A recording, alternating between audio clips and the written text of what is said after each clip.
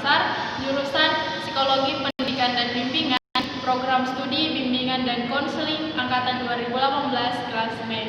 Video ini saya buat dalam rangka untuk memenuhi tugas mata kuliah teori dan praktik konseling postmodern, yaitu konseling singkat berfokus pada solusi yang diampu oleh Ibu Dr. Farida Aryani MPD. Nah, di video ini saya akan berperan sebagai konselor dan saya juga akan berkolaborasi dengan teman saya Nurul Latifah. Dia akan berperan sebagai konselor. Selamat menyaksikan.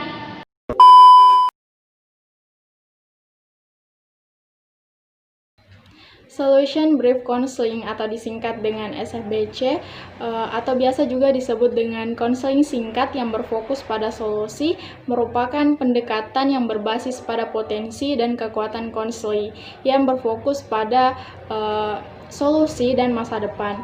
Dikatakan singkat karena pada tahap identifikasi masalah, eksplorasinya lebih pendek dan mengabaikan deskripsi masalah secara lengkap.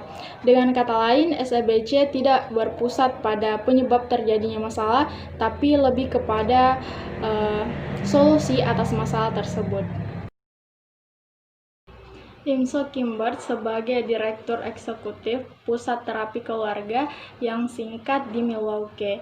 Sebagai pimpinan Aration dalam penguatan solusi terapi singkat, dia menyediakan tempat kerja yang dipersatukan antara Jepang, Korea Utara, Australia, Denmark, Inggris, dan Jerman. Hasil tulisannya adalah jasa keluarga yang didasarkan pada pusat pendekatan solusi dan intervene solution.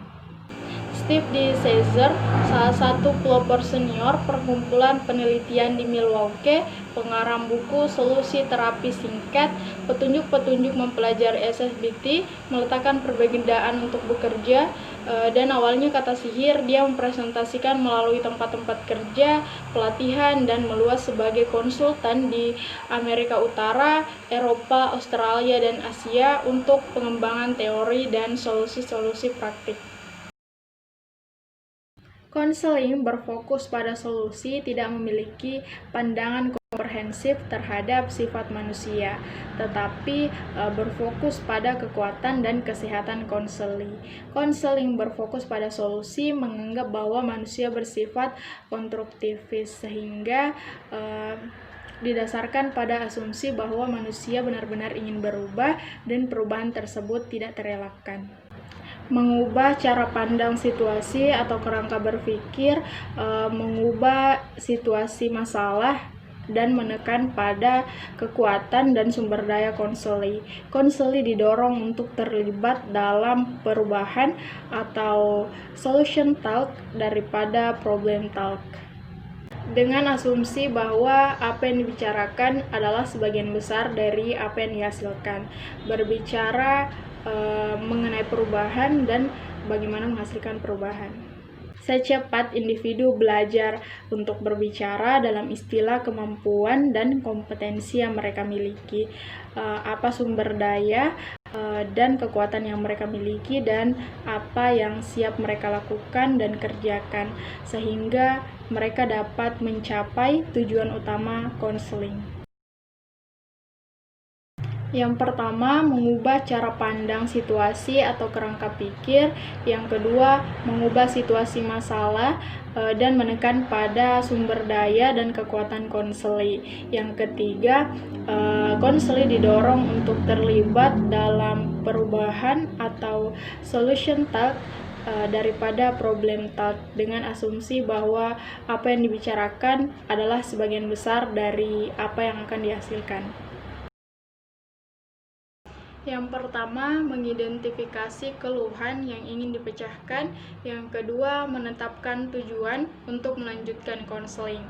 Yang ketiga, ketika merancang intervensi, konselor menggambar pada pemahaman mereka tentang konseling dan penggunaan kreativitas strategi terapi. Yang keempat, mempromosikan perubahan.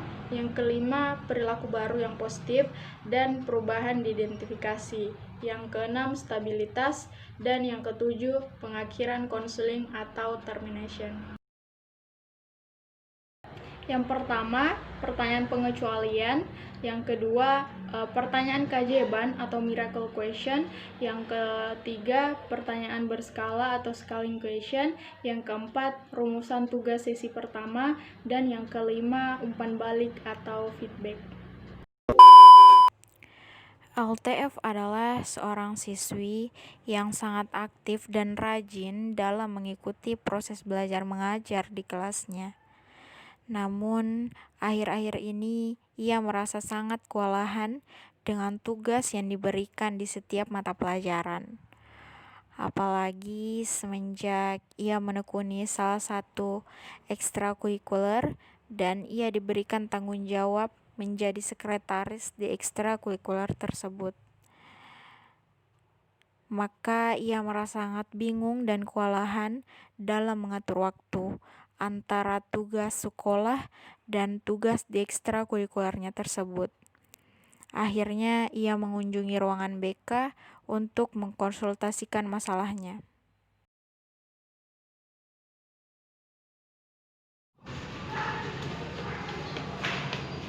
Assalamualaikum. Waalaikumsalam. Oh, Nurul Latifah, saya akan duduk. Bagaimana kabarmu hari ini? Alhamdulillah baik, Bu. Oh, alhamdulillah ya. Ibu sangat senang karena kamu mau datang ke sini menemui Ibu. Mungkin ada sesuatu yang ingin kamu sampaikan. Iya, Bu. Tapi saya malu apalagi jika ada orang lain yang tahu tentang hal ini. Kamu tidak perlu malu karena ketika kamu bercerita kepada Ibu, maka Ibu akan menjadikannya sebagai rahasia di antara kita. Karena dalam konseling itu ada yang dimaksud dengan asas kerahasiaan, di mana itu akan menjadi pedoman untuk konselor dalam melakukan konseling. Jadi Latifah tidak perlu khawatir untuk hal itu. Oh ya, sebelumnya Ibu mau tanya dulu, apakah Latifah pernah mengikuti proses konseling sebelumnya? Belum pernah, Bu. Oke, kalau begitu tidak apa-apa. Ada baiknya kalau Ibu jelaskan sedikit informasi mengenai konseling yang akan kita lakukan hari ini. Jadi, konseling ini merupakan proses dan usaha untuk membantu kamu dalam mengambil keputusan atas masalah yang kamu hadapi dan untuk menemukan jalan keluarnya. Nah, di sini Ibu harap kamu bisa berperan aktif agar kita bisa bersama-sama untuk bekerja sama menemukan solusi terbaik untuk masalah yang kamu hadapi. Bagaimana, apakah Latifah paham? Iya, saya paham, Bu. Saya juga akan berusaha terbuka dengan masalah yang saya hadapi. Baiklah, terima kasih karena kamu sudah mau bekerja sama dengan Ibu dalam proses konseling ini. Nah, sekarang mungkin kamu bisa jelaskan kepada Ibu masalah apa yang kamu hadapi. Jadi begini, Bu, akhir-akhir ini saya merasa lelah dan sangat kewalahan dengan tugas sekolah saya, Bu. Oh, jadi kamu merasa lelah dan kewalahan dengan tugas sekolah. Mungkin kamu bisa jelaskan kepada Ibu terlebih dahulu mengapa kamu merasa seperti itu. Iya, Bu, ini karena tugas yang diberikan di setiap mata pelajaran itu menurut saya sangat banyak, apalagi di akhir semester ini. Dan tidak lama lagi kan akan dilakukan ujian akhir, sehingga saya sangat sulit untuk mengatur semuanya. Dan saya sangat merasa bingung dan pusing harus berbuat apa. Apalagi sekarang saya sangat sibuk dengan urusan ekstrakurikuler. Oke, Ibu paham maksud kamu. Ya, kamu merasa bingung, pusing, dan kewalahan dalam mengatur tugas-tugasmu, dan kamu juga bingung dalam membagi waktu antara kegiatan ekstrakurikuler dan tugas sekolah kamu. Apa benar seperti itu? Iya, Bu, seperti itu. Oh iya, kalau Ibu boleh tahu ekstrakurikuler apa yang kamu ikuti? Pramuka, Bu. Lalu mengapa kamu mengatakan bahwa kamu sulit dalam membagi waktu antara tugas sekolah dengan kegiatan ekstrakurikuler tersebut? Jadi begini, Bu, tugas yang diberikan di setiap mata pelajaran itu lumayan banyak, dan di sisi lain saya juga harus mengerjakan tanggung jawab saya di ekstrakurikuler. Nah, karena saya menjabat di situ sebagai sekretaris. Nah, di situ saya sangat merasa kewalahan dalam mengerjakan semuanya. Kalau Ibu paham maksud yang kamu katakan, Ibu juga sangat senang karena kamu sudah mau bercerita kepada Ibu. Namun sebelum kita lanjut ya, Ibu perlu sampaikan bahwa pertemuan ini memiliki prosedur dan tujuan untuk bisa membantu kamu dalam menemukan solusi dari permasalahan yang kamu hadapi tersebut. Jadi kita di sini bersama-sama berusaha untuk menemukan solusi, dan layanan ini memerlukan 3 bahkan sampai 4 pertemuan dalam setiap pertemuannya itu membutuhkan waktu sekitar 40 menit. Namun pertemuan ini tidak menutup kemungkinan bisa berkurang atau bahkan bertambah, tergantung pada kamu sendiri. Jika kamu aktif, maka konseling ini bisa diselesaikan dengan cepat dan bisa juga sebaliknya. Bagaimana, kamu paham maksud Ibu? Iya Bu, saya paham. Oke, karena kamu sudah paham, kita lanjut saja. Ibu mau bertanya. Lalu bertanya dulu kepada kamu, berapa banyak tugas yang kamu selesaikan dalam waktu seminggu? Terkadang itu ada 4 tugas Bu dalam seminggu yang harus diselesaikan. Lalu bagaimana cara yang kamu lakukan dalam mengerjakan tugas tersebut selama ini, dan bagaimana juga cara kamu dalam membagi waktu antara tugas sekolah dan tugas ekstrakurikuler yang kamu ikuti itu? Selama ini saya mengerjakan tugas sehari atau 2 hari sebelum tugas itu dikumpul Bu. Nah, karena ada banyak hal yang harus saya kerjakan selain itu di ekstrakurikuler. Oke, jadi selama hal tersebut, apakah kamu merasa puas akan pencapaian yang kamu dapatkan? Saya rasa tidak Bu, karena selama ingin mengumpulkan tugas, saya itu sering merasa keteteran dan kewalahan. Baiklah, kamu jangan khawatir dulu. Kamu harus merasa yakin bahwa setiap masalah tentunya ada jalan keluar. Intinya, jika kamu serius, fokus, dan aktif dalam proses konseling ini, kamu pasti dapat menemukan solusi dari masalah yang kamu hadapi. Ya Bu, saya sangat berharap bahwa saya bisa menyelesaikan dan mendapatkan solusi atas permasalahan saya ini. Baiklah Latifah, sekarang Ibu ingin bertanya kepada kamu, kalau misalkan nih, Ibu di sini mempunyai tongkat ajaib yang bisa mengabulkan segala permintaan ataupun harapan yang kamu inginkan, apa yang kamu minta kepada Ibu? Saya ingin meminta bahwa saya harus bisa mengerjakan tugas sekolah saya dengan baik, dan juga bisa mengerjakan tugas di ekskul dengan baik, dan saya juga berharap bahwa saya bisa mengatur waktu agar dapat mengerjakan keduanya dengan baik. Nah, kamu tadi mengatakan bahwa kamu harus bisa mengerjakan dan juga menyelesaikan tugas-tugas sekolah dengan baik, dan tentunya tetap menjalankan tugas kamu di ekstrakurikuler yang kamu ikuti itu. Maka Ibu mau tanya, kira-kira apa yang kamu lakukan untuk mencapai hal tersebut? Saya akan mengerjakan tugas sekolah dengan sungguh-sungguh, dan saya akan membuat jadwal kerja kegiatan untuk sehari-hari. Nah, sangat bagus. Ibu senang dengan apa yang kamu telah rencanakan itu, dan apabila hal tersebut benar-benar kamu lakukan, maka Ibu yakin kamu bisa menyelesaikan semuanya dengan baik dan tentunya tepat waktu. Kapan kira-kira kamu mau membuat jadwal kegiatan hari ini? Besok insya Allah akan saya kerjakan. Nah, baiklah. Ibu sangat mengapresiasi semangat kamu. Jadi sekarang kita akan mengatur tingkat ketidakpuasanmu dalam sebuah skala. Jadi seperti ini maksud Ibu, ukuran skalanya itu mulai dari 1 sampai 10. Nah, dimana skala 1 itu berarti bahwa kamu tidak puas dengan usaha apa yang kamu lakukan. Sedangkan 10 itu berarti bahwa kamu merasa sangat puas dengan usaha itu. Nah, sekarang kamu berada di skala mana? Saya rasa saya berada di skala 3 Bu. Karena kamu sekarang berada di skala 3, maka apa yang kamu lakukan untuk membuat skala tersebut meningkat? Saya akan berusaha untuk melakukan hal sesuai dengan jadwal kegiatan yang akan saya buat.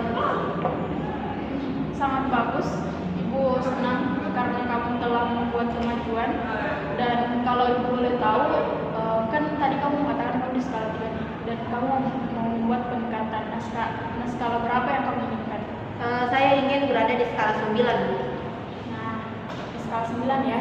Jadi untuk mencapainya, apa yang kamu ingin lakukan? Saya akan bersungguh-sungguh dalam mengerjakan tugas dan dalam membagi waktu untuk organisasi saya. Bagus sekali. Jadi pertemuan ini Ibu dapat simpulkan bahwa kamu ingin membuat jadwal kegiatan agar dapat membagi waktu antara tugas dan ekstrakurikulernya. Benar begitu? Iya benar Bu. Rencana yang bagus, Ibu yakin kamu bisa melakukannya karena kamu telah pasti tentunya menyusunnya dengan baik kan? Jadi, Iya Bu, saya akan berusaha. baiklah kalau begitu Ibu rasa cukup dulu untuk pertemuan hari ini, dan untuk pertemuan selanjutnya kita bertemu di hari dan jam yang sama. Sampai ketemu minggu depannya. Ya Bu, baik. Terima kasih Bu atas bantuannya. Ya. Saya pamit. Wassalamualaikum. Waalaikumsalam, hati-hati ya. Ya. Assalamualaikum. Waalaikumsalam, silakan masuk Nak Latifah ya. Oke, silakan duduk Nak. Wah, kamu tampaknya lebih berceria nih, bersemangat. Apa betul seperti itu? Betul Bu. Kalau begitu, mungkin kamu bisa jelaskan kepada Ibu. Gini Bu, tadi pagi kan saya mendapat pujian dari guru matematika saya. Katanya tugas dan pekerjaan saya sangat bagus.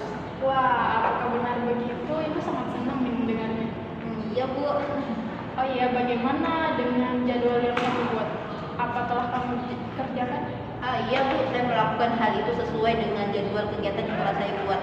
Nah, berarti sekarang kamu tidak lagi merasa bingung dalam mengatur waktu ya? Iya Bu, alhamdulillah. Sangat bagus, karena kamu sekarang sudah bisa menemukan solusi sehingga kamu mampu dalam mengatur waktu. Ibu sangat bangga nih sama kamu. Iya Bu, saya juga sangat berterima kasih karena atas bantuan Ibu juga sehingga saya bisa seperti sekarang. Sama-sama. Jadi sekarang kita atur skala lagi untuk mengetahui sampai di mana progres yang telah kamu capai dari angka 1 sampai angka 10. Kira-kira sekarang kamu sedang berada di skala berapa? Kira-kira sekarang saya sudah merasa puas Bu, dan sekarang saya sudah berada di skala 9. Wah, Ibu salut sama kamu. Dari ceritanya kamu sepertinya sudah dapat mengatasi masalah dan kamu juga paham dalam mengatur waktu. Apa seperti itu Latifah? Iya Bu, seperti itu. Apakah masih ada yang ingin kamu sampaikan kepada Ibu? Tidak ada Bu. Baiklah, jika sudah tidak ada, maka kita cukupkan untuk sesi konseling ini ya. Iya Bu, terima kasih atas bantuannya. Iya, sama-sama Nak. Tetap semangat ya. Iya Bu, saya pamit. Iya, hati-hati Latifah. Assalamualaikum. Waalaikumsalam. Nah, itulah tadi video mengenai konseling singkat berfokus pada solusi yang saya lakukan. Sekian dan terima kasih.